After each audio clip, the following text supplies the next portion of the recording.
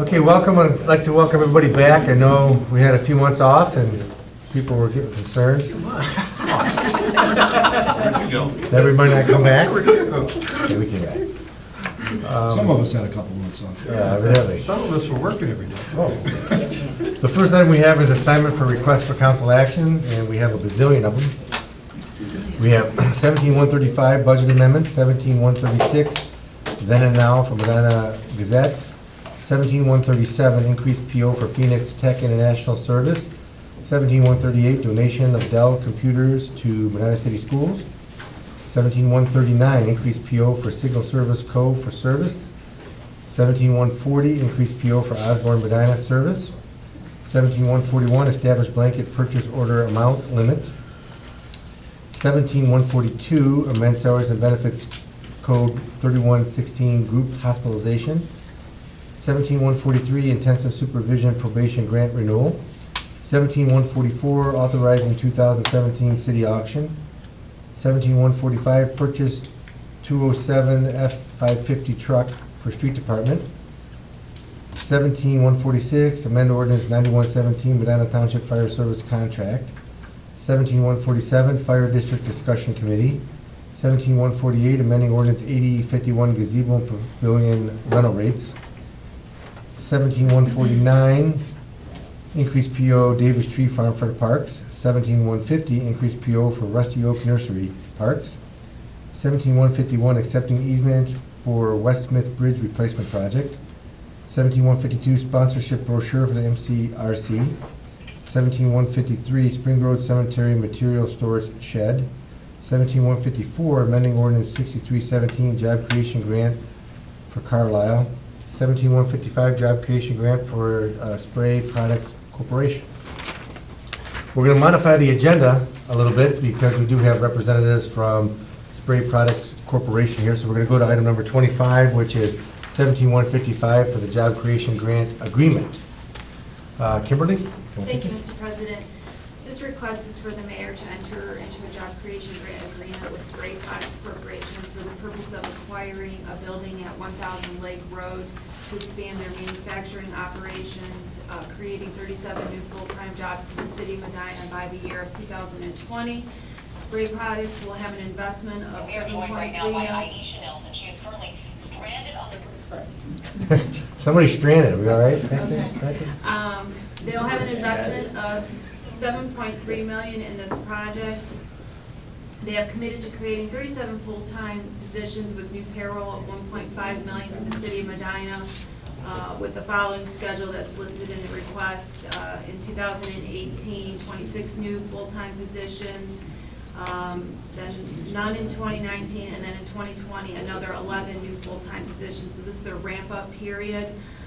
This agreement will provide Spray Products Corporation with a grant up to 40% of new payroll taxes to the city of Medina, a 4-year period.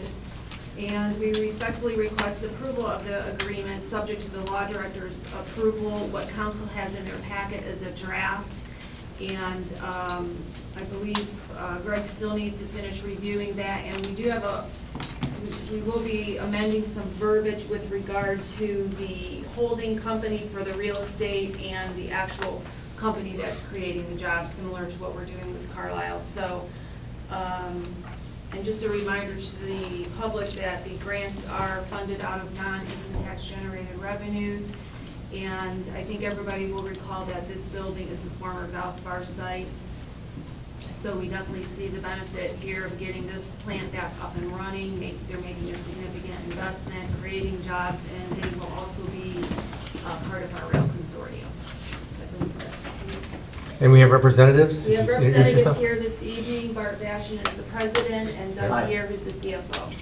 Do you have anything to add about your project? No, I mean, that sounds like a very nice summary, and we're just very excited to have the opportunity to bring our business to Medina. We've outgrown our facility in Pennsylvania. It's in Plymouth Meeting, Pennsylvania, right outside of Philadelphia.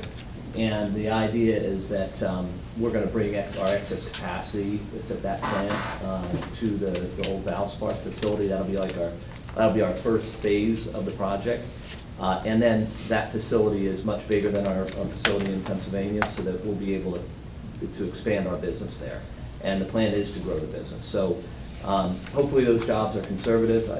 We think that's a conservative estimate, that we will grow it a lot further than that, because I think that facility at one time had 4 aerosol filling lines in the facility, which we plan on putting back into place. There are some significant modifications to the building that we have to do. We have our engineers on site this week. They've already been out. So there will be some significant improvements that we need to do to the building to bring it up to speed with current code and current manufacturing operations for filling aerosol products. So, thank you. Well, we're glad to have you. You know, we're glad to assist in where we can to reutilize that building rather than have a vacant building in the city. So, does anybody have any questions on council? Welcome. Thank you. Thank you for choosing our community. It's been extremely positive. We are in a purchase agreement, under a purchase agreement with the Sherwin-Williams Company because they own Valspar now. So we've got a 90-day due diligence period right now that we're going through and working through all the particulars. So we expect it to go fine from what we can see. Great. Okay, so this is going to be, the motion will be contingent upon the law director approval because there's a few other items in the grant that need to be. We'll get the agreement finalized for the council meeting in 2 weeks. And Kimberly, again, I'd just like to thank you for your hard work, and this is any other endeavor that you have been working on. We know that the city of Medina is in your heart and best interest, and for me personally, and I'm sure I can speak for my colleagues, my thoughts and prayers are with you. Thank you. So move to approve subject to final law director approval agreement. Second. Any further discussion? All in favor? Aye. All opposed? Motion carries. Thanks again. You're welcome to stay all evening if you'd like. I actually want to take that opportunity to let you do your business. Thank you again. We really appreciate your help. Thanks, Kimberly. Thank you. Going to item number 2 then is 17-114, the abolish the first assistant fire chief and amend the second assistant fire chief. Chief? Thanks, Mr. President. This position is a part-time assistant chief's position. It goes back, we couldn't find exactly, but at least 25-plus years when they ran out of the square. They had a part-time chief and 3 assistant chiefs, A, B, and C platoon. 3 years in attrition, they have abolished the other 2, actually 3 of the positions. It's a full-time chief now, obviously, and the 2 part-time chiefs have gone away through the years. And Assistant Chief Kruger was the last of them 3, and he just retired this past spring. And with the 3 full-time members, the administratively is just, it's kind of like a figurehead position right now. It's just not necessary. That's why we're requesting to abolish it. And this came through health safety. After the discussion we had with the chief, to me it made sense. I think the rest of the committee. Yes. Anybody have any questions on it? I just have one. The Assistant Chief Kruger retired. How many years of service did he have? I believe he had just over 40. Yeah. Wow. Yeah, we're going to recognize him next council meeting. He and his wife both been ill all summer, Right. and so he's finally back on his feet and said he'd be able to come to a meeting. So we're going to get Fantastic. that on the agenda. Thank you. Move to approve. Second. Any further discussion? All in favor? Aye. Opposed? Motion carries. Which leads to 17-115, which is amending the salaries and benefits code for the addition of the 2 fire lieutenants. As the department's been growing now with the contract with Medina Township, we have Montville Station and 2 stations in Medina Township that we have no supervision for. We tried using senior firefighters, but they really can't. They do a good job, can't hold them accountable. And both of them communities are responsible for their buildings. Right now we have a captain, part-time lieutenant at each of our stations. Captain kind of oversees the whole building and the apparatus, and then the lieutenant helps and then takes care of the personnel. Because they're handled by the other communities, I don't see a need for a captain, but we do need a supervision on the truck. They're part-time, and we're lucky if we get 1 of the 2 officers from any of the stations show up. But it gives us someone that we can follow through to give them a directive. It's a $2.31 pay raise, but still, with the assistant chief being gone, we're still saving almost $8 an hour, the differential for what the assistant chief was making. And it's necessary to keep the operations in a smooth operation for us. This also came through, and after discussions, it seemed, especially with the transition we're doing right now, what the chief put together, I think is a good platform for not only city coverage, but the township coverage too, in that leadership positions. Questions? Move to approve. Second? All in favor? Aye. All opposed? Motion carries. Thanks, Chief. Thank you. 17133, application for grant assistance for the OPWC. Patrick? Thank you. This is a grant we apply for annually about this time of year. It's known as the Issue 1 grant through the Ohio Public Works Commission. This year we're recommending, we apply for a grant for the reconstruction of South Broadway between Lafayette and Grant Street. We had a good discussion about this at Streets and Sidewalks. Tonight we just need authorization to apply for the grant. A big part of the conversation at Streets and Sidewalks was about the red brick, whether we do it or not, and who pays for it. We can talk about that if you like, but tonight we just need the authorization to apply for the grant. That decision about the red brick will be made later. And this grant is just to redo the road, but not necessarily in red brick? Is that what you're saying? Well, it's a grant to redo, the pavement, water line, and sewer. It could, we got some clarification, we could use it for the red brick pavement, but we're not getting any increase. We're not gonna get more money. We're getting X amount of dollars. We do regular concrete pavement or pavement with brick. And this grant covers the regular, if you just did a regular payment? Because, I mean, we won't have any extra money left over, is that, because that's what I Right. hear you saying. Right, right. Meaning that we'll have enough money to redo the road if we just redid it regularly like we do, but we'll have to have additional money to redo it in brick. Right, if we do redo it in brick, the city will be responsible for more money. But it's the city's cost to the.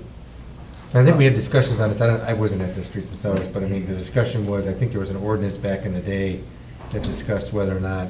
There were several. Several. Currently, the ordinance states Cloudy. the road will be replaced in red brick. We have responsibility, once we bid the project and have pricing, to notify the residents, the property owners. They have 15 days to submit a petition if they want something other than red brick. So we will have to bid it two ways. And if they don't want the red brick, then they have to submit a petition, and 60% of those property owners have to sign the petition. But also, if it has to go red brick, there's still a discussion whether or not who gets charged for those extra costs. Correct, yeah. And I don't know if we want to have that discussion tonight. I mean, like you said, the grant will put money towards the project, even if it's brick or concrete to a certain level, but I don't know if Denny wants to chime in. It's his committee. I know it's in my ward, but I think one thing we need to do is clarify what's happened in the past. And I think we're waiting on Greg Hubers. If he has a chance to look that over to see how he looks at it, because there's a lot of confusion, I think, a lot of confusion back when it was passed by the voters, and then suddenly the city council at that time trying to overturn that and go a different direction. So, I mean, me personally, I think if we get the grant, that's an additional money towards the project. I think keeping it brick's important. I think for our historical aspect, there's only 2 brick streets left in the community, so I think just having at least 2 would still, and it's a great showcase area if you drive over there. I think it helps property values, but obviously we're going to have to reach out to property owners depending on what direction we go. It is an upgrade from a standard concrete, but I don't know if there's any other areas where we've done projects and we've added additional items like sidewalks and things of that nature that we did not, at least since I've been on council, we have not gone to the property owner and say, hey, we've gone one step above, we would like you to assess your property. So, I mean, it's a future discussion. I think we talk about preserving the past and forging the future is our saying around here, and I think we look at the uptown area and the historic aspects of that. It'd be, I think, a shame to get rid of one of the last two brick roads in this town. So, And we did have a healthy discussion at our streets meeting, and Patrick was very helpful, and the mayor was very helpful. That's one of the few streets still left in the city that does not meet the width requirements of our thoroughways. It's smaller, it's shorter, I'm not sure of the dimensions exactly, but that's something else that we have to consider. Are we, whether it be concrete or brick, are we going to keep it the same width, or are we going to, I know when we did South Harmony, we kept the width the same, even though it was smaller than our requirements. But, yeah, like Mark said, it was a healthy discussion. Mr. Huber's got to look at some of the language and some of the other legislation that happened several years ago. But something to keep in mind. I do agree with Mark. If at all possible, I would like to see, it remain brick for the things that he mentioned, but also don't want to, depending on, we had no idea exactly what the cost would be to between the concrete and the brick. We know it's going to be more expensive. Yes, sir. The issue that I'm aware of has to do with previous law director determining that the vote on the street as it was passed in the election resulted in legislation that he considered to be unconstitutional. And I think, because it was a prior law director determination, in order to look at that, I would probably need to get information concerning the minutes, what the discussion amounted to, what his determination amounted to. There must be some record of that, I would think, at the time that all took place. As nearly I can piece together, it seems that after, I think it was Law Director Jack Kinney, after his determination of unconstitutionality, this legislation that we have on the books was enacted, I believe, to address the concerns. And I would venture that the prior law director's determination was based upon the fact that property owners along these streets are saddled with very high expense to rebuild a brick street as compared to everybody else in the city, and this legislature is essentially forcing you into that position without you having any input in the outcome. So I'll have to take a look, see if we have any minutes, any history concerning discussion at that time period, and try to retrace Law Director Kinney's thoughts on the matter. Well, in any event, getting the grant's going to be helpful to redo the road. So I guess that discussion of the cost of the bricks and who pays for it, and what is the constitutionality of having a couple brick roads and everybody else not, and how's that divided up, and I guess you have to tell us what the road is going to be. Bill? You think that you look like you. Well, I agree with, I think Mark made a lot of good points. The last time we had this discussion was the same thing. I really kind of spoke very passionately about the connection between the history and keeping two brick streets. And I understand what Greg's saying, but I still think that change, that ordinance that was passed after the referendum was passed, I still think the kind of the touchstone of this is the referendum, which could be interpreted free of the legislation, I would suppose, today, as much as it was interpreted, in 1981 or 82. But the people on the street, I guess I would have to take issue with the fact that that the legislation was passed based on the expense of redoing the street for the property owners, because my recollection is when that referendum was created, the people that circulated the petitions to create the referendum, it came out of the people it was originated from the people that lived on South Broadway that were trying to keep the street brick in the first place.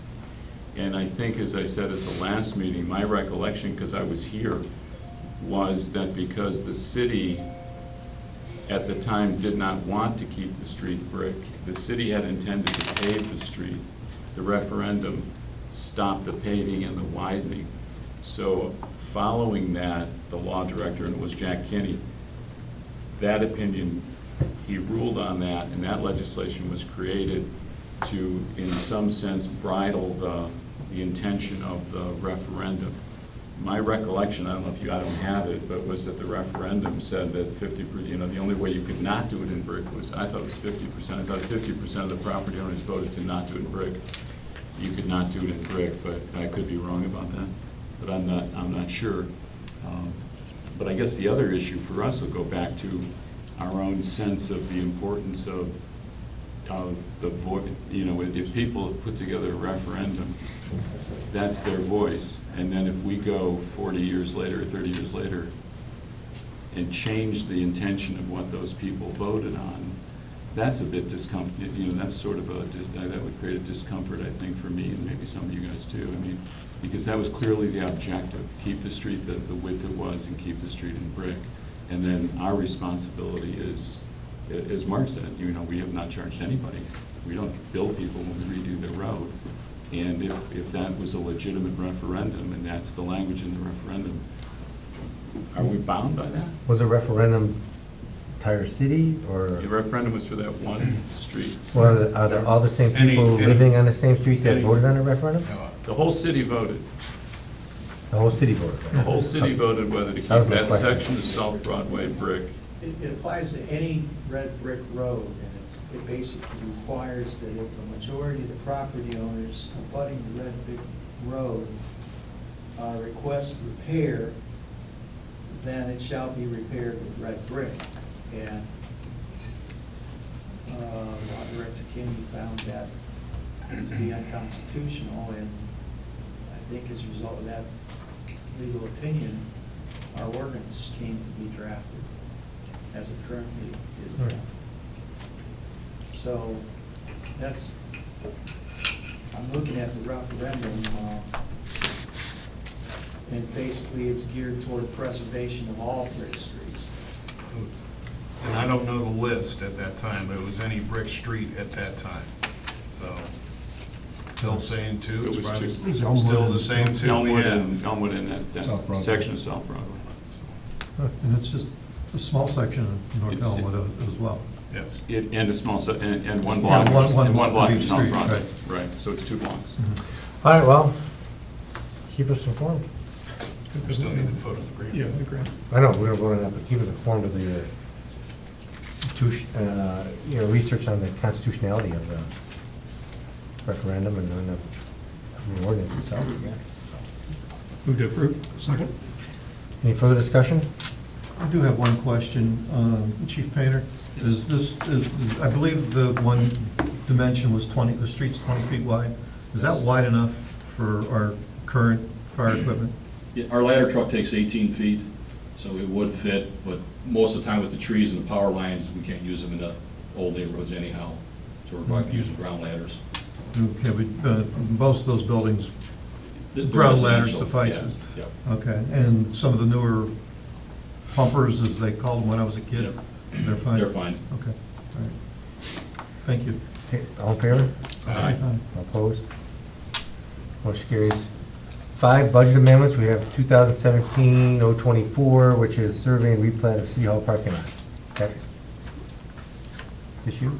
Keith, this is you? We turned in the request for the money, but Anybody? This was, we had, I think it was Cunningham, going to do that survey. That's related to the parking deck issue and splitting off frontage there on Liberty. So this is the 80-foot by 40-foot space. Consolidating right now all of City Hall and the old Temple and Theater site, there are several different parcels. This was gonna consolidate it, those, and leave us with 2. The main one that the city will always have, and then that 40 by 80 or 30 by 80 section that could be leased or sold or. 40 by 80, yeah. Mark? Did we vote on taking that step forward? Did I miss that, or no? I think we did. Board of Control. Talked about doing because how many parcels currently make up this area? I think there's 5, I don't have it in front of me, I think there's, including that, the Temple and the Theater, I think there's 5. So- We're gonna kind of clean it up, make it one big parcel, but they're 2 big parcels, 2 parcels. So, I mean, whatever you're doing, does that commit us then to the retail spot? That'll commit us to a parcel, the size of the parcel, which is, I don't think, when we talked about it before here and in Board of Control, we didn't want to make it any bigger than necessary. I mean, to me, I just don't recall us actually okaying, yes, we're gonna sell property or that particular property. It's not, I don't think there's anything to sell it. If we were gonna sell As to it, selling anything, it just makes it two different properties. Okay, so it's, okay, that's all I need. Right. Okay. Any further discussion? Move to approve. Second. All in favor? Aye. Opposed? Motion carries. 2017-021 donation for the fireworks. Hey, we're having more fireworks. This is a pass-through. Move to approve. Second. Is that in Mr. fact for Point. both of them? Yes, that's just, the agenda says Montville Township, it's actually Montville and Medina Township, Oh, boy. 2,500 each. The request for appropriation adjustment has them both, so, Okay. Thank you. yes, sir. We had a motion and a second. All in favor? Aye. Opposed? Motion carries. 2017 donation to Nichols Park Disc Golf. This is, Chance. This is a donation from Leroy and Sharon Jenkins. They help organize disc golf tournaments throughout the summer, and this is the proceeds, which is going to cover the cost of concrete for some tees at San Mason. $1,700. Any other questions? I- This is on the Nichols property, or? Correct. Okay. And this is just gonna replace the existing pads that are there? There's no pads there right now, it's just roll out carpet. Well, yeah, so there's not gonna be any alterations of the Now, holes or we anything? met with them, Okay. talking about the locations and everything. Okay, thank you. Move to approve. Second. All in favor? Aye. Opposed? Motion carries. 2017-023 miscellaneous memorial pool MCRC. Mike? Thank you, Mr. President. This is just appropriating some funds into these accounts to cover unexpected expenses above and beyond what we had in mind. But I do hear that things are going well. Yes, we were real close to break even, but this last 2 weeks open, it's gonna cost us money, so. Not a lot of people go when it's cold, rainy, and, time span. Cold and rainy, it's the summer still. Yeah. Why are you trying to bring There rain are in? some people that wanna go, but we have later hours, which I understand why, but Yeah. there's some seniors and stuff like that. Weekends are good, Yeah. real good. Well, that's good to hear. I mean, it's not, I'm still not gonna vote for it, but. Even if we put Christmas lights up. I'm very, I'm shocked that it's doing that well, and I had to say, I'm very, Thanks for your vote of confidence. no, I'm just saying, I just really, Sorry to it's great. disappoint you, I'm John. very, I mean, it's amazing. I'm I'll use the word pleased that it's Thank going you. well. shocked is still a good word, isn't it? No, but I mean, I've been an opponent the whole time, that's, Really? but I think that, I'm happy to see that it's doing well, because that's, I would have never guessed, as you could probably imagine. There is a quote. Wow. Happy to see it's doing well. That's a headline. That's a headline. I would have never I don't know if it's a guessed. headline. Kevin? I like a guest part. No, but, All good right. good to see, good to Move to see. approve. Second. All in favor? Aye. All opposed? Aye. Any abstentions? 7981, transfer of the concrete replacement repair, transfer of funds. Who's transferring? Nino, well, we didn't have to vote for it then, do we? No. It's $15,000. Patrick, do you have any? This is money for the street department, for the concrete. They do repairs to various streets, curb and aprons, basically when they have to repair storm sewers. Okay. To approve. Second. All in favor? Aye. Opposed, motion carries. Item number 6 is a then and now for the Medina Gazette. Keith? This was for the coloring books. They were ordered before we had the approval, so we need the authorization for the then and now. This is the coloring verse for the bicentennial. Right. Emergency clause. Yes. Move to approve it. We already paid. They already did it. We need to pay it. Move to approve with the emergency clause. Second, including emergency clause. Any further discussion with that? All in favor? Aye. Opposed? Motion carries. 17137, increased PO for Phoenix Tech International Water Department. Nino? All right, Patrick. Nina did give me a cheat sheet for this stuff. All right. You got it? She does. I borrowed it too. This one is for the work necessary in cleaning, prepping, priming and painting the pumps and piping at Speedco. That's right. They're hiring a contractor to kind of touch up the pumps and piping at the Speedco pump station. Believe it or not, that's more than 15 years old now, so Phoenix Technical is the company that I can use.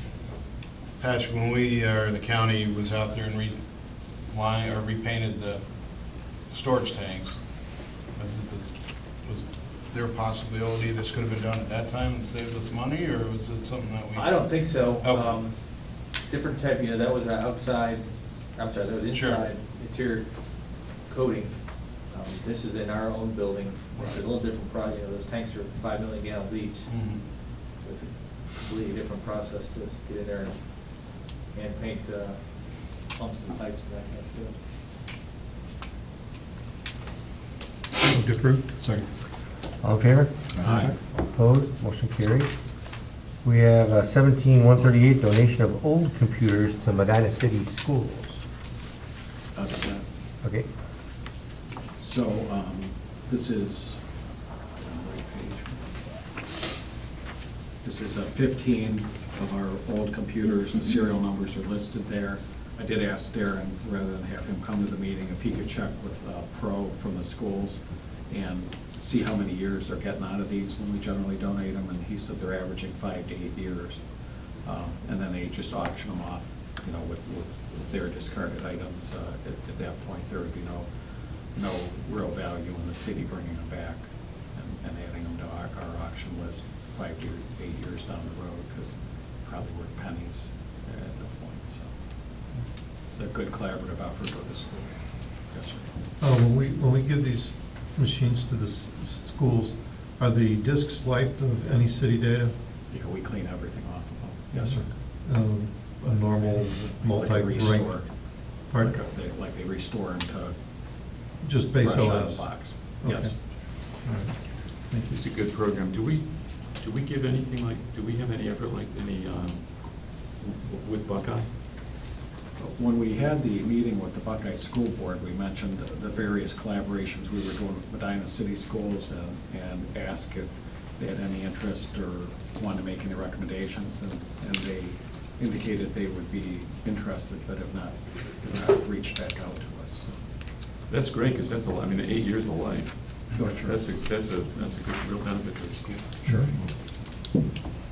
And Mayor, how many years are we getting out of, once we start? I think Darren's on a 4 to 5 year rotation. That's right. Move to approve? Second. Any further discussion? Jim will be abstaining, as everybody knows, he works for the Medina City School District. All in favor? Aye. Opposed? Abstentions? Aye. Motion carries.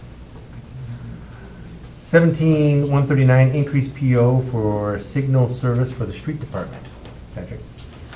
Thank you. This is a request, of Signal Service is the company that we use to maintain our traffic signals and equipment. There's been an increase, repairs necessary. Two major reasons was, first of all, the 42 widening project, and we had a crash near the square, at the square, involving a police pursuit that required us to kind of replace everything immediately. So those are the two reasons they're needing more money. Any further discussion? Move to approve. Second. I do have a question. Patrick, with this maintenance agreement, do we get any kind of software to help maybe reprogram the timing of some of these lights, or the way the timing is actuated? This is a contract, no, they come out and physically replace equipment. Oh, this is the hardware side of things? Yeah. Okay, all right, thank you. Do we get reimbursed for any of this through I insurance? think we're trying to get reimbursement for the crash, but it's not likely that I'm heard that the person responsible is in jail. Doesn't have insurance? Um, He was driving without a license and without insurance, and we're asking the court to order restitution, but whether or not that's successful is a hope. Okay, all in favor? Aye. Opposed? Motion carries. 17-140, increased PO for Osborne Medina for the street department. Patrick? Thank you. Osborne has our 2017 material bid, and this is for increasing the PO for additional materials, stone and concrete. Okay. Move to approve. Second. Any further questions? All in favor? Aye. All opposed? Abstentions? Aye. This is 17-141. I've put in a request to establish a blanket purchase order for an amount limit. This came out of the audit meeting we had. So there was just a question about kind of establishing limits on these larger blanket POs. And Keith, if you want to. We can just establish the limits that already exist for regular purchase orders, which de facto exists already as a limit, but they want it specified. So this will be the same 3 tiers that we normally do. You know, if it's 25,000 or more, then it has to come to council, get council approval. 15,000 to 25,000 has to come to finance at 15 or 14,999 under. You just go to Board of Control. But they need to see that in legislation. Is that- Yes, they need to make a recommendation that that be done, because we don't have that currently, and that was one of the items that they listed as part of, things that should be corrected. Okay. And we would follow, taking that a little bit further, then if a PO goes over whatever, the set 15 They have or to do 25. just like what we do now. The same process we do today. Okay. Correct. And same on increases, if whatever level you had, you've got to go back to for an increase. So if you need another $1, even though it's only $1, if you're already over 25, you're back to council. Okay. All right. Thank you. So I guess what we'd have to do, we don't really have, we'd adopt the same, I guess, part of the council meeting, the same ordinance that we've already have, but we would just have to add the blanket POs to that. Yeah. How would you say that? Another section says blanket POs and has the same amounts. Everybody understand that, okay with that? So amend that one? We'll add a section for blanket POs that'll say the same thing as the one above it. Just so they're covered. Is this the section that talks about the bid amounts as well? Yes. Because the state raised their bid amount threshold probably 2-3 years ago. Yeah, we had talked We about haven't that. adjusted ours. We haven't, yeah. I guess the question is, we don't have to adjust it, I guess? No, you don't. I just wanted to bring it to your What is it attention. now at the state level? 50. You want the I think it went from 25 That's to why 50. I don't know, Attach some of the I guess we could do this cities. first, and then we could talk about that. I don't know if I'd be in favor of raising it. I think it works pretty well now, the way we do it. If we raise it, that means less stuff will come before you. Unless you guys Well, want to hear it would still come to council, because you're still bringing it to council for 25, so, and I'm just kind of devil's advocate here, if you raise it to 50, you could still decide to bid something that was less than 50, and it would be your choice, because it's over 25, so it's going to come to council anyway. So why would you change it then? It was going to come before us anyways. It's up to you. Well, because if you don't change it, then if you're gonna buy something that's $26,000 or $28,000 and you don't think there's a need to bid, then we're constricted by our own ordinance. To bid. That's the difference. I guess we have to maybe look at that part of it and see how many items come up and how often they come up.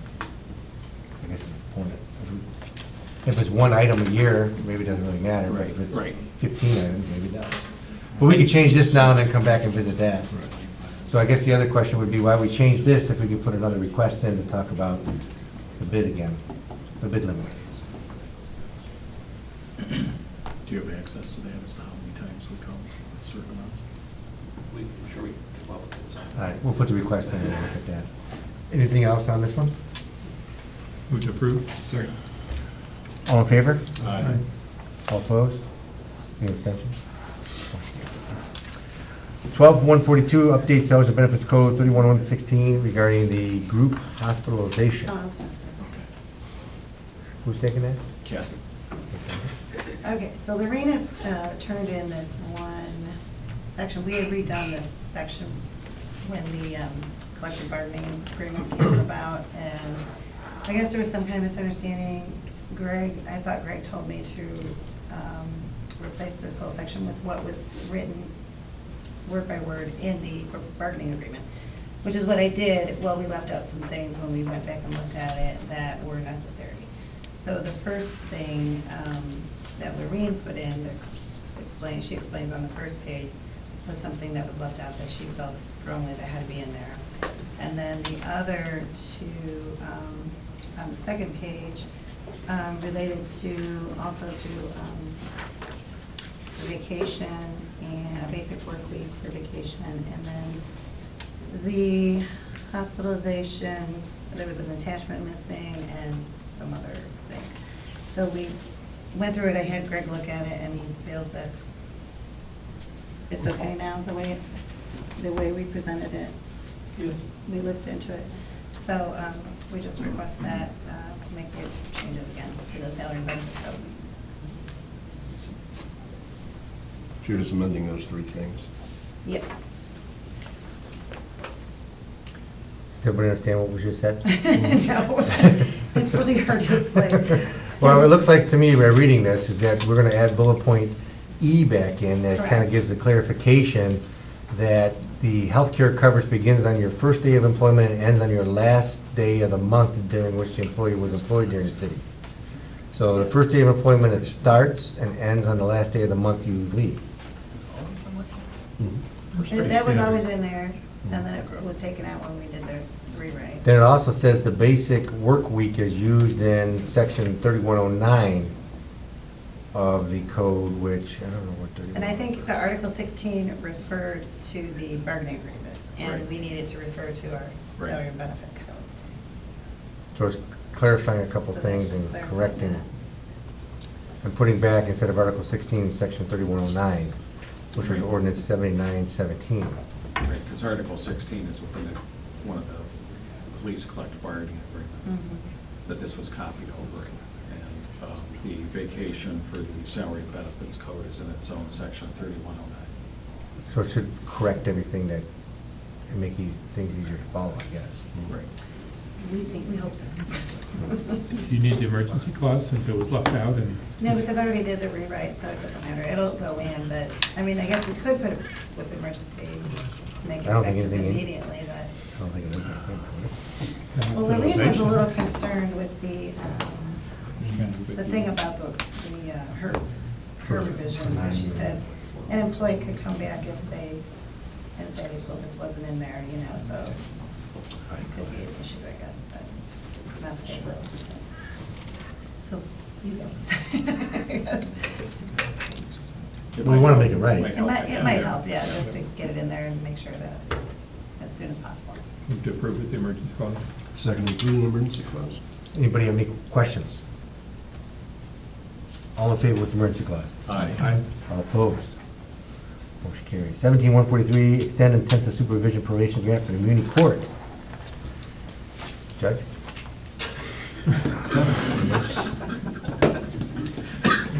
All right, this is just an annual thing we always do, and this is when it comes due, is always in July, I believe it is. So we always do it in August to make it current, and it makes it equal with the current grant amounts. And I guess it's 2454 pursuant to the new approved fiscal year 2018 and 19. Move to approve with the emergency clause. Second, including emergency clause. And this is retroactive July 1st. And the salary increases come out of the grant. Yes. Yes. Mhm. That's correct. Any further questions? All in favor? Aye. All opposed? Motion carries. 17144, the 2017 city auction. Who's doing this, Patrick? Yeah, this is the annual auction, I'm seeking approval to hold the annual auction. Currently, departments are compiling their inventory that is no longer useful to the city. A complete list will be forthcoming for the council meeting on September 11th. It's fantastic. Anybody have any questions, or anything you want to throw into the city? This chair. Couple of these chairs. Well, we could. This is fine. Can you share it? Purchase a new one. No. So the chairs are questionable, but we'll still live with them. Yeah, as soon as I get the complete list, I can send it out to everybody. Yes. So everyone has a heads up. Okay, Move to approve. Second. all in favor? Aye. Opposed, motion carries. 17145, purchase of a 2017 F-550 truck with utility bed for the street department. How come there's so many on here for Nino and he's not I here? know. That's why he's not You here. planned it that way. I think so. Yes, this is a request to purchase a replacement truck that will be utilized daily. It is over $60,000. This vehicle will replace unit number 18, which is a 1993 large utility sign truck. It is used typically while crews are working with signs. The newly purchased vehicle will be used daily towing the asphalt trailer, sign install removal, storm sewer concrete work, and is equipped with a plow. The F-550 is next size up from a 1-ton, smaller than a large plow truck. They noticed that an exact utility truck replacement cost would have been $105,000. They went with a little smaller one and plan on making work to save that extra money. Okay. Anybody have any questions for Nino? I think it was, he had it for a couple more years longer than it was, and. Right. Yeah, he said this has been budgeted for quite some time. Move to approve. Second. Any further discussion? All in favor? Aye. All opposed? Motion carries. 17146, amending ordinance 9117 for the fire service contract with Medina Township. Mayor, is this you? It is. Chief? As soon as I catch up with you. So, we, at the request of Medina Township, we changed two things on the front page. We changed that the, under the terms and conditions, number 2, that the contract took effect on July 13th, 2017. That's when it was passed by the township. If you recall, we passed it, and then there was a 30, 40-day delay. So rather than say when the contract was approved, because it was 2 different times, we clarified that. And then more importantly, they wanted to change number 9 on page 3, where rather than a 6-month notice of termination, they preferred a 12-month, because they didn't feel, the township did not feel that they could adequately reestablish a fire department in the 6-month window that was provided in the first contract. We're okay with both of the requests, and respectfully ask that you pass that. So the only downside on our side would be that if we find out it costs more money than the $230,000 to operate it, we would have to operate it for the remaining term of the year. It's a 3-year contract, so we would just be limited to that 3-month window. This provision is more that within that 3 years, if we want to get out, instead of getting out in 6 months, we have to give them a 12-month notice. Right. Well, I mean, that would just, all I'm saying It is. delays at 6 months. Right. Yes, sir. There is a clause in there, we can go back to the table if there's a difference in cost in that, we can renegotiate that part of it. Move to approve. Second. They passed it this past Thursday. I told them I was not coming to council until they passed it, so. Oh, okay. And no emergency clause, or will just take effect? Yeah, I don't think we need the emergency clause. Okay, any further discussion? All in favor? Aye. All opposed? Motion carries. 17147 then is the Fire District Discussion Committee.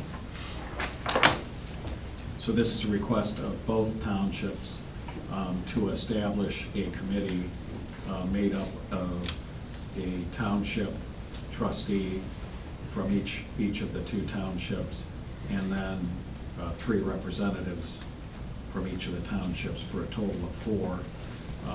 And from the city, they're asking, so that it's equal with 4, that it be a council representative, myself, and then 2 citizen or other appointees that the council prefers.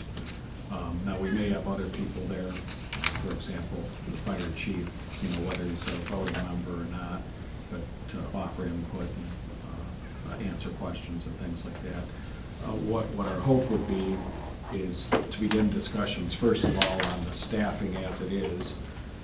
These are the call numbers, these are the staffing, these are the locations, and are we all satisfied with that? Because there's been some questions of, should we do this 7 days a week versus 5 days a week? If we do that, what's the cost going to be to increase to that? So we'll have those discussions first to try to get the group working together cohesively, and then from there, move ourselves into the fire district discussions and see where that leads. With the representative from council, what day or times, or do we even know when the meetings will be held? We do not. What we figured is we would get the court. We've already got the 8. I think they were submitted to Kathy already. Okay, if not, then just me. We've got the 8 from the 2 townships already. And then once we get our 4, generally what would happen is then we have an email for each one, and we try to look for, you know, a certain night of the week, a certain time, or a certain day of the week, a certain time of day that works with everybody's schedules, and then begin scheduling those monthly or frequently we think we should. And do we know, we have no idea then how the length of time of this is just gonna be going on until some kind of decision is, or Right. direction and Right, decision? although both of our contracts with the township, I believe, I know this one does, say that if a district is formed, then the contract goes away and the district prevails. So if we're able to do it sooner than 3 years, you know, I think we would all benefit from that. I just don't know how long it's gonna take us to work through all this and then sell the levy and all those type of things. Thoughts of council? I've agreed with the fire district for quite a number of years. I think it's the right way to go. It's a good way to utilize our resources as they dwindle down to the best of our ability. This way we don't have 3 separate entities doing the same thing. You have one large entity doing everything to help a larger part of the community. I think it's a good idea. In years in the past, tried to have discussions with the townships. It kind of got out of control as far as the number of entities involved before we even started talking what type of services we were looking at. So I think this is a step in a real positive direction with the 3 entities initially, and discussing, like you stated, the initial facts that are available to us now as far as what would be needed for staffing. And it just seems like when it is finally decided what is going to be presented to the general public with their suggestions, I think it's going to have a much more positive impact on trying to start a district, you know, to form the district and have it be successful. So I think it's well worthwhile. And really, if I may, unless you want to go first, when I was negotiating the contract with Medina Township, I felt and continue to feel that the contract was kind of the first step, then evaluate the contract and what we're doing, and then the next small step was a district. And once that district is up and running successfully for a period of time, then if others are interested in talking to us about joining, you're exactly right, Denny. The problem, every time in the past, the problem has been it got out of control before any of the details could be discussed and worked out. So having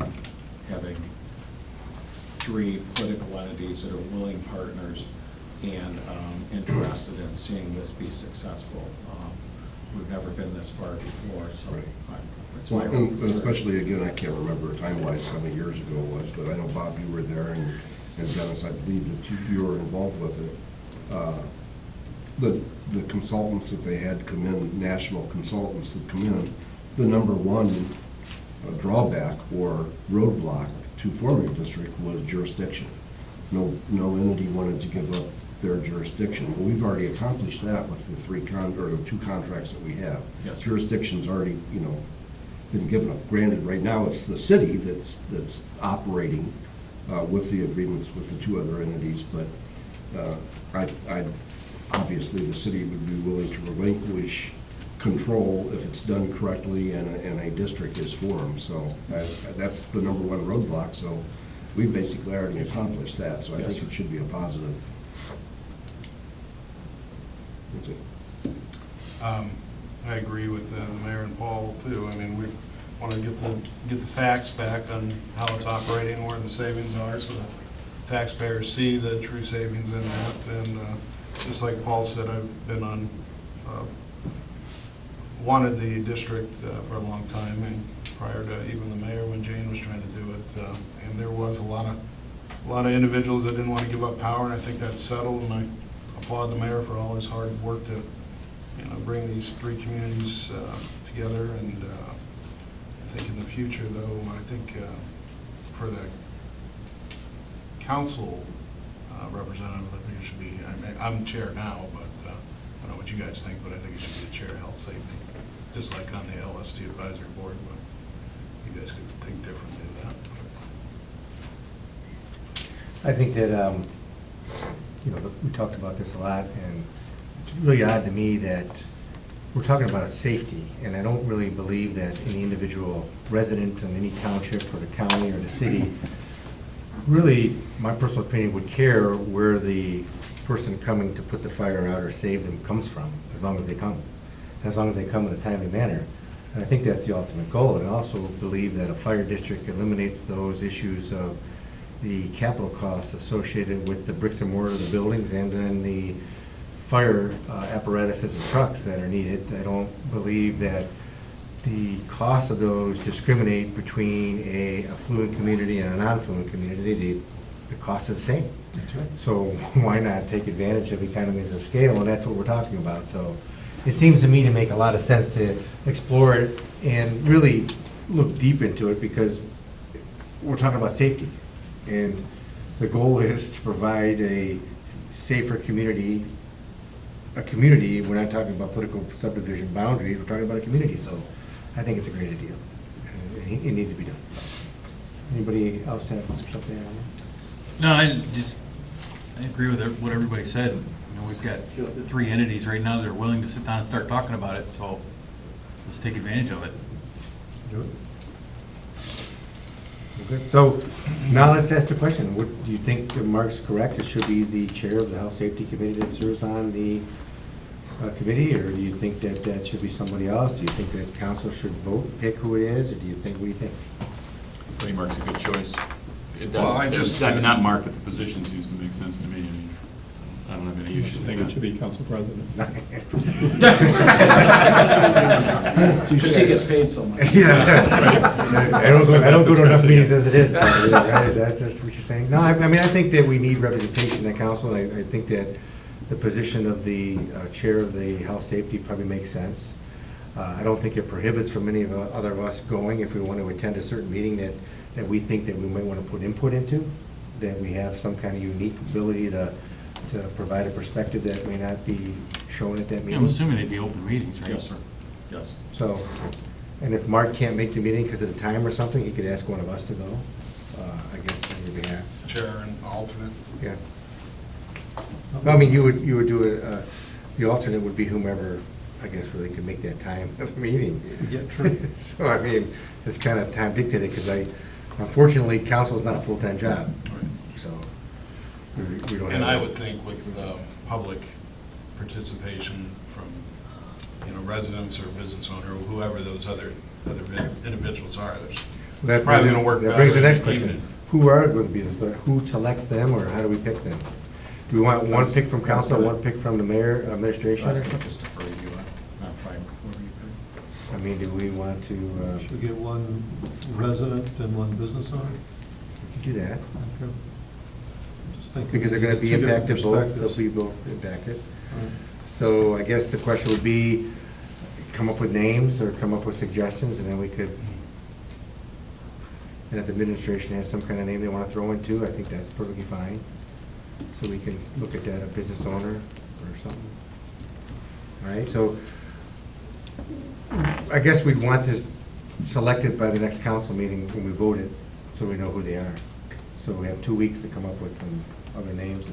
We'll pick the position of the chair of the Health Safety Committee, then we'll come up with a business representative, and we'll call it a business representative and a representative of a resident, but we should come up with names in 2 weeks. So if anybody has any names they want to throw in the hat, in the ring, so give that to Kathy. Okay? Okay. Move to approve with the designation of a health safety sanitation chair and designation of a resident and a business owner.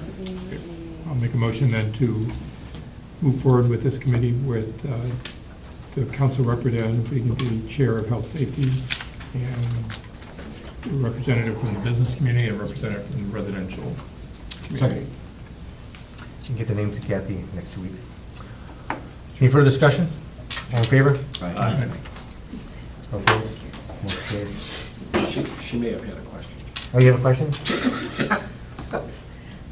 was just asking, does this have to be like a formal committee? How do we set this up? Is this a formal committee? Is this something we have to? Well, I don't think the committee, I think the committee is going to make recommendations. How I foresee this is the committee of Advisory. 12 will make recommendations, which will then come back to the 2 townships and to the city council, and then it'll be up to each of the political entities. So whether that's a formal committee. Well, I think it'd be an advisory Not committee, sure. wouldn't it? It would be a, But for sunshine law, we'd still have to notify meetings, right? Well, we would still, yes. so I think it would have to be an So it's like advisory, like a fire district discussion committee would be fire district, I guess, advisory. Because they're not gonna make legislation, they're not going to, they're just gonna give input to an advisory, like we've always had. And I don't know what So we an normally ad hoc do. committee kind of- An ad hoc advisory committee, yes. That's what we're doing. Whatever we have to do under our code for that, I didn't memorize that section. Why not? Well. It's just a lot of stuff to we'll memorize. have to ask, So, Mr. Huber, can you work with Mrs. Patton and come up with a solution to the advisory ad hoc situation? I'll come up with something and Kathy can explain to me how I'm wrong. Then we get it straightened out. That sounds good. At least we have a direction. Sounds good to me. That's always helpful when there's a direction. Okay, 17-148, amending ordinance 8015, Uptown Park gazebo and pavilion rental rates. Who's doing that? Jansen. Thanks, Mr. President. This is just a quick amendment. Back in 2015, we changed the fee structure for the Uptown Park. What we're proposing to change is in the additional fees section. In 2015, this was an hourly rate, and it was relatively hard to predict how much trash was going to be generated and then how to bill it to the event coordinators. We ran into, I guess it's a good problem, over the last year, where sometimes we have people request trash, clean out, which is performed by our staff, or sometimes they have volunteers that do it. But when it's good weather and we get large-scale events, sometimes the trash always seems to go overlooked. We don't have a way to recoup our costs when we call employees in to do 1, 2, even 3 trash runs. And our ordinance allows us to deduct those additional services from the permit holder if they requested it, and if they didn't request it. Most of the events that we have, the large events, the Main Street events, they're city sponsored, so this doesn't really apply to those. These are more for the large scale events that are privately run, where they don't have things in line, and then they rely upon our city services. So this is to help recoup our costs, because it typically takes us anywhere from an hour to 2.5 hours to run around and pick up all the garbage bags and dispose of them. Do you think that it may be beneficial too to maybe put out additional trash receptacles at some of the events? We do that for most of the large ones. Oh, do you? Because I mean, I was at the one and there was a lot of trash. Was it the recent one? The fair in the school. Not the International Fest, but the one before that. That That's was, the it was amazing to brought me. this up because they didn't have a group collecting trash, so we had to do it a number of times throughout that. Well, I was just wondering, because I mean, if we put more trash receptacles maybe around the vendors, I guess, the location of the vendors where they're actually purchasing the generation of trash, I guess. Most of the problems that we have, when Main Street runs an event, it's usually run very well, and we kind of can anticipate what we're getting into. But some of these other events that we have throughout the year, it's hard to predict how many people are going to come, and we only do what they request. Right. Well, it all depends on the weather too. Right. Because if the weather's great, you're gonna get twice as many people, and then you just don't anticipate that, what that's gonna generate in the trash arena, so. And we don't wanna make it look like, I guess that was the whole point, is that you don't want trash overflowing the containers, because then it just doesn't look like, it doesn't look. On the other hand, though, because I think that event you're talking about, It was a beautiful day. I think I drove through town. That had to be one of the biggest crowds I have ever seen at ad hoc, just some event. That was a huge, huge draw. And while we incur some cost to do the cleanup, what kind of money does that event bring in? Well, I don't think it's the cost of the cleanup, I think we're talking about just the keeping up with the cleanup. I mean, that's a bigger, Well, and your he's talking about. suggestion, though, made a lot of sense. A lot of things you go to, there's just disposable containers are put out, cardboard containers or extra trash cans in order to get the trash. The majority of things that I've seen, I don't know about anybody else, the majority of things I've been to, I've not seen overwhelming amounts of trash or the cans spilling over. But that one event just seemed to have an exceptionally large group. However, they must have brought in a lot of money. I mean, that must have generated as much funds as the Main Street event. I'm Well, you sure, figure for if the there's town. more trash, that means they're purchasing more things, that means that things are going well, I guess. if you Yeah, and judge a it lot by of food trash. stuff, because we have so many, ice cream places you can get a sandwich, a pizza. And a lot of those things, when you walk out, are in something disposable, that if you look at around those businesses, those trash cans fill up pretty quick too. But- But that brings a lot of money back into us. Well, I guess the question would be, and Jansen, you'd have to figure this out. I mean, I understand the per collection change from per day, which is fine, but maybe they have an opportunity to buy, and maybe we can get, I think Bill has a good suggestion, additional either cardboard containers with the bags in them, that you just take it all and get rid of it, or maybe that's more economical for them, I don't know. Well, some of the problem is, some of these events are for-profit, and they don't request services, and then we go out and do them. So there's that's kind of the other caveat to it, where the fee structure, I think, is. Yeah, I agree. Yeah, no, I think that's, because I think the goal would be, any event we have, we do not want trash overflowing just for the appearance of Medina, because the first thing everybody that comes to the city would say, oh, it was a great event, but, and they'll blame Medina. They'll blame the city for the trash. They're not gonna blame the event, they're gonna think the event, whether it's for-profit, not-for-profit, or whatever, the city puts it on. That's what they do.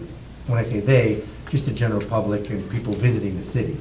Mainly people visiting the city, because when you bring people in, they judge a city based upon how people pick up trash. You're right, they did. That's how it's judged. That part makes a lot of sense, but my point is, though, that if you are a for-profit or you are a nonprofit, and if you bring 5,000 people in to do business on the square for this period of time, you are generating equal amounts of benefit to the city. And the trash, in the trash, in my view, would be a small price that you pay in order to generate those funds for the businesses around the square and for us. In that one event, I think people noticed, it was so noticeable that the trash was overflowing. We had a church on the square on Sunday, and the people at church asked me the weekend before, could you make sure that the city empties the trash cans Saturday night, because everybody had seen that one-off, one-time, problem that we had. No, I mean, you're correct, and I think, I don't know what the solution really would be, but I think that additional collections, I mean, it costs a lot of money to get out there and collect it, of course, and plus with the people, it's hard to collect it, with the city folks. Now, with volunteers, I mean, that's awesome if they can get, Cub Scouts, Boy Scouts, Girl Scouts, whomever, that want to volunteer as part of their service badge to do it, that's great. I just got a comment. I mean, I wasn't at the affair on the square, so I was there, I just drove by. I didn't. I don't know if it was that one. It was Art in the It Park. was them. I No, didn't Art in the witness Park that, was- but I can That's tell what you. it was. Art in the Park has Boy Scouts that pick up the trash. Well, Go ahead, Dan. There's been a number of occasions, though, that after an event on the square, or during the event on the square, that I have seen city vehicles out and people emptying the trash cans. I mean, it started, several years ago, but when Lemon Berries first opened, and that was, my God, the trash cans filled up almost every night, weather permitting. And it just seemed, at that time, I was there several times at, 6:30, 7 o'clock in the morning, I would be driving through the square, and I would see people picking up the trash on a regular basis. So, yeah, anything we can do to accommodate the large venues that Well, the change suggested is it used to be a $75 per day, now it's going to be per collection. When you say per collection, how many receptacles need to be removed or cleaned up? Do you have a guess? I don't have that number off the top of my head, but the way we do trash collection, it's always communicated through the mayor, Sherry in the mayor's office, and if we do trash for an event, it's at the end of the event. Because we can't have somebody come in on a Saturday or a Sunday and be here all day long collecting garbage throughout the event, because it just financially doesn't make sense, because we don't know how much trash is gonna be generated. And most of those people will all be on overtime. So it's collected at the end of the event, and for example, with the affair on the square, they put trash collection, and we're planning on coming at the end of the event. We had to come in 2 other times throughout the day, which is, it's an expense. And I feel that if that ever does happen again, we should be able to at least recoup some of our costs. We're not even breaking even on $75. Right. Plus, we're getting rid of the Well, I guess the garbage. question would be additional container. I mean, I understand what you're saying coming back, but if you could put additional containers, I think it's still, in most of the cases, could be at the end of the day if there's just enough containers out there. Most of the events that does happen, they go through the process of, the ice festival, they get their own dumpster. We put out extra containers, they communicate that all with us ahead of time. But this is basically for certain situations where that wasn't thought about, that we can try and recoup some of our funds. Go ahead. In situations like that, and I understand Jansen's concerned about his own end budget, I mean, maybe we can pull money out of the economic development fund that we generate from the, No, you're great. It is.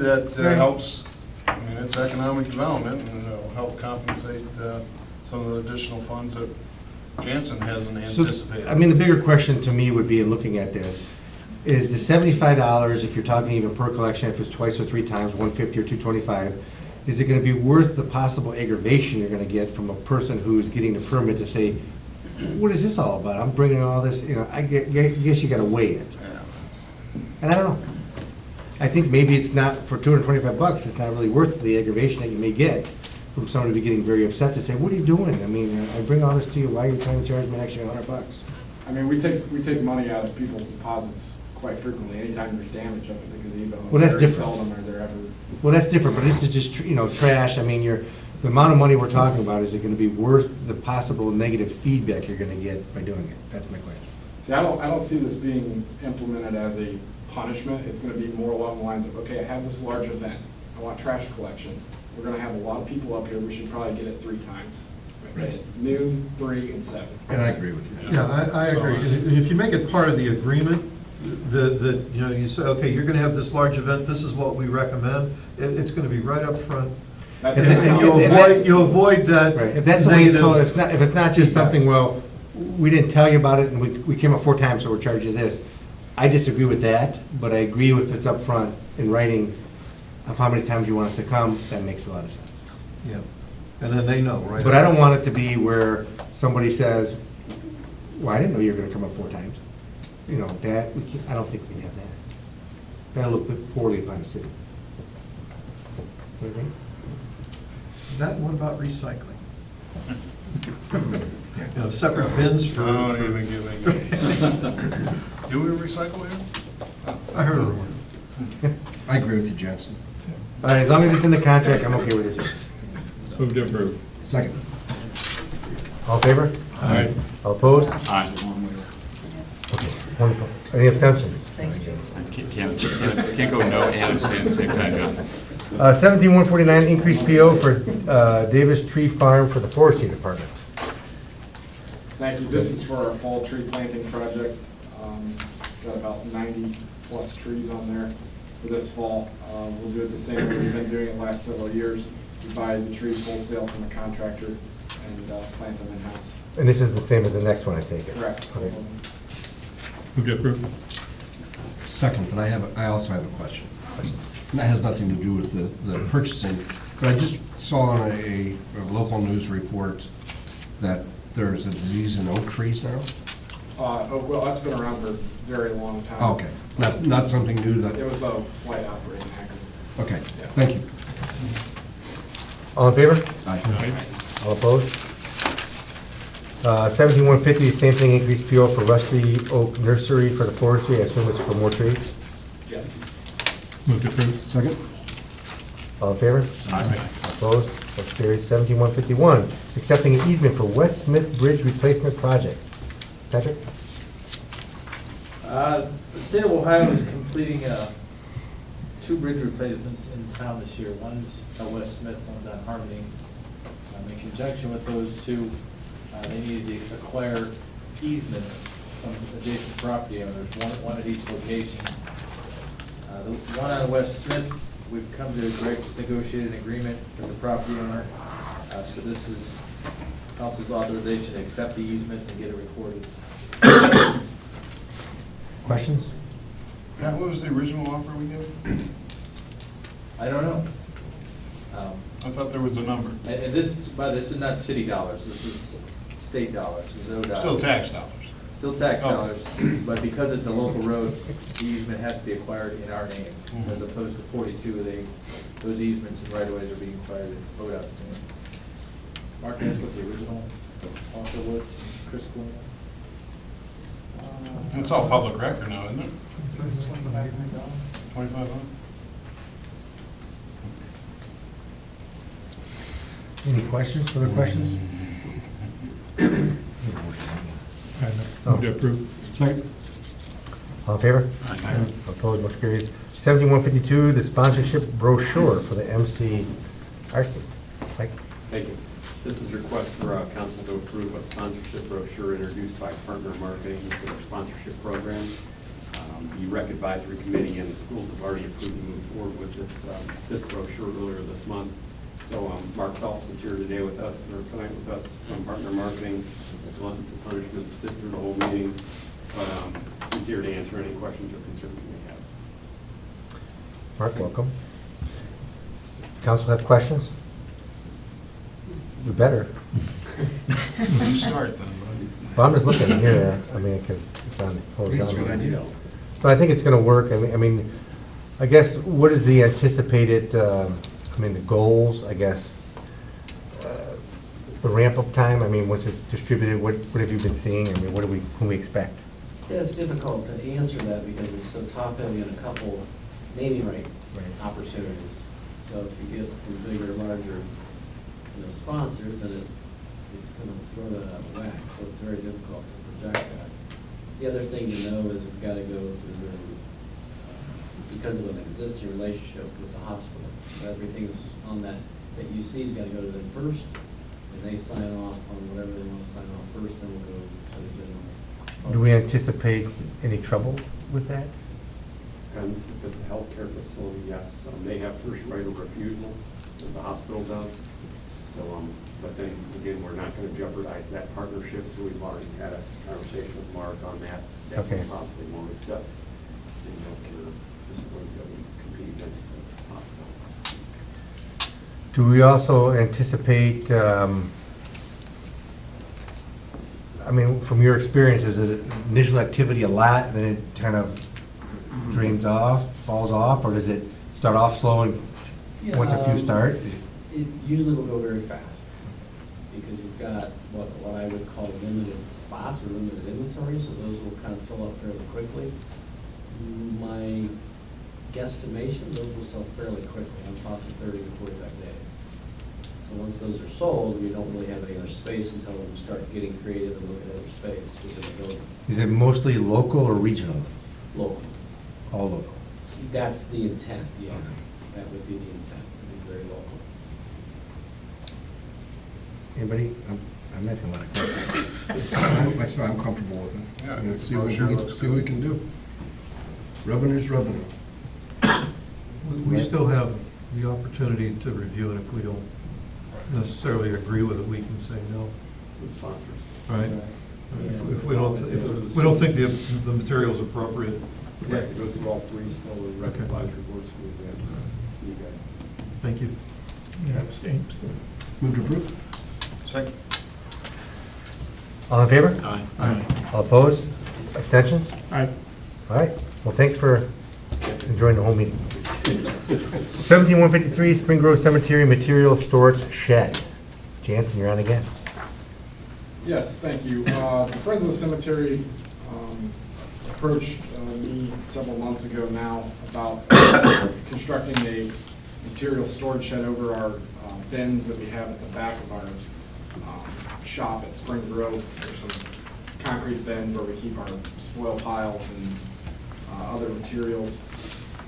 They'd like to completely close it in with matching siding on our building to clean up, the view of it, as well as offer protection from the elements.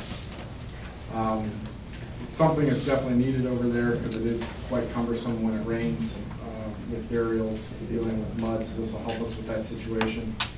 The Friends have basically hired architectural design studios to come up with a drawing. Dan and Jonathan have both looked at the drawing.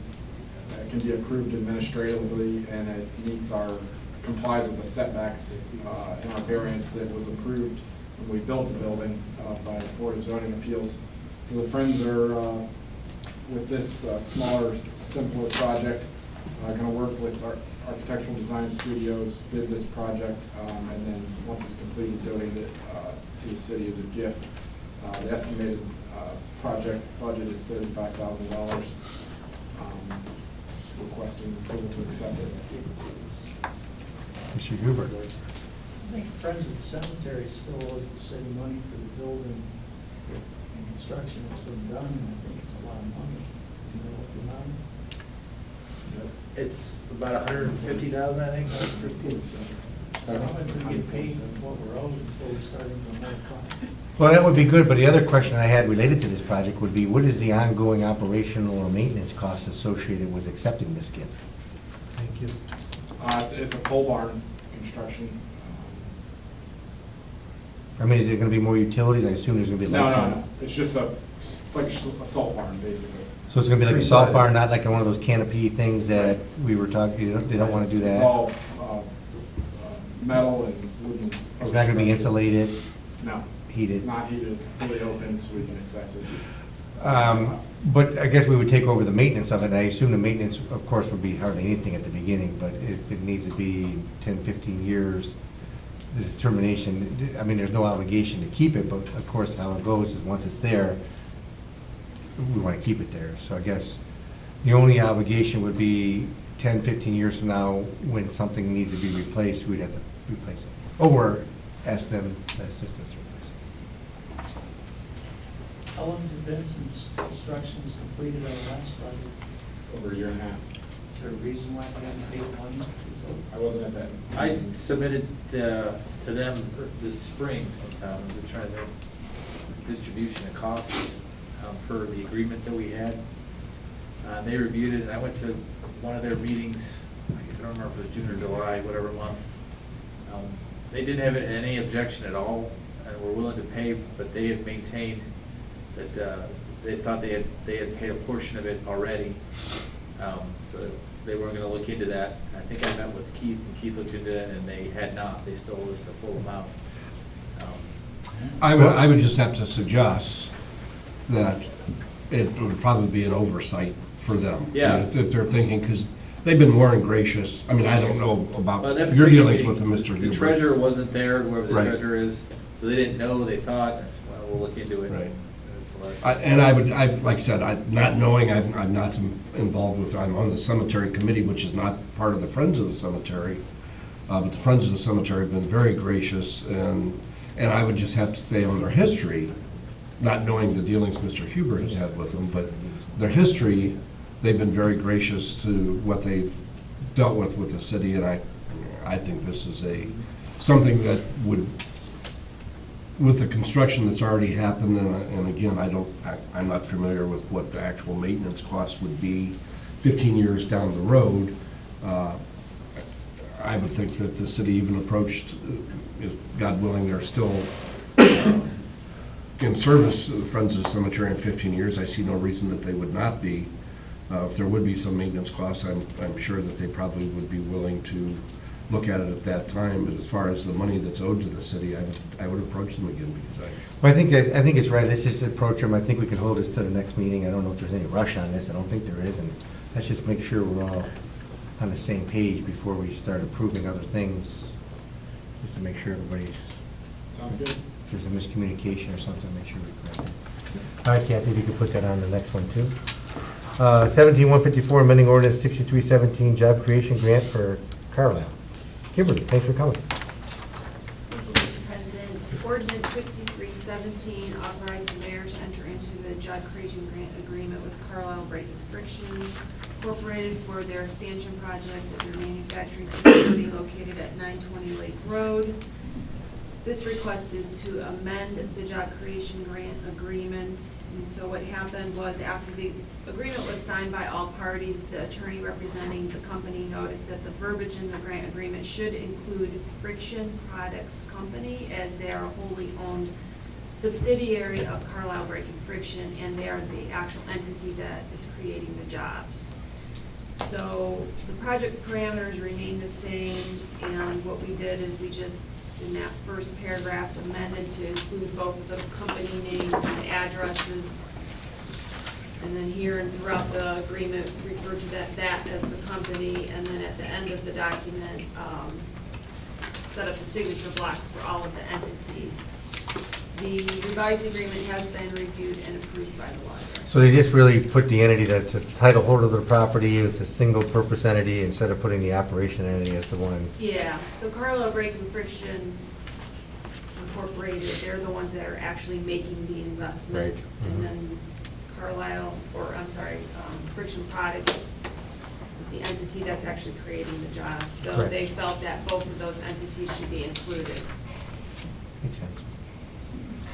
Questions on that? Move to approve. Second? All in favor? Aye. Opposed? Motion carries. Well, look at that. Our first meeting back, we're on a roll. Now, we do have executive session at the end of the council meeting, but we'll probably do that now, since I don't know if we all want to stay until 9:30. Do we have time to do the executive stuff now? Okay, I'll make a motion then. I'm sorry, Joe, Mr. Huber and Jansen.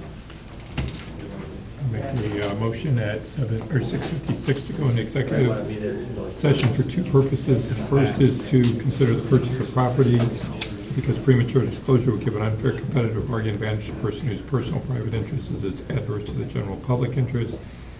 And the other for conference with the law director concerning disputes involving the city which are subject of pending or imminent court action. To include Mr. Huber and Jansen. Jansen, myself, Keith, and Pat. I'm sorry. Second. Any further discussion? Clerk, please call the roll. Lamb, Yes. Gilbert, Yes. Shields. Yes. Coin, Yes. Simpson. Yes. Rose. Yes. And Colson. Yes. We will be recessing into executive session to discuss, with Mr. Shields, down here. Discuss, we will come out of executive session, reconvene into finance, adjourn both, no action will be taken. And we'll see everybody upstairs.